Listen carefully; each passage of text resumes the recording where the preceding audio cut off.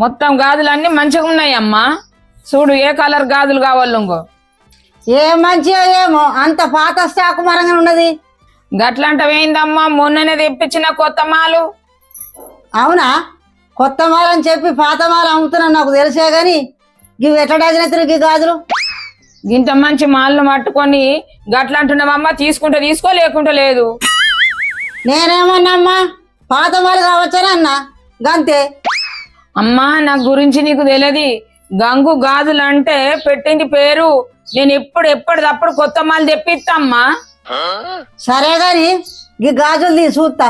ఏవమ్మా, ఏ గాజులమ్మా? గివా గివా గివే అమ్మా. గివా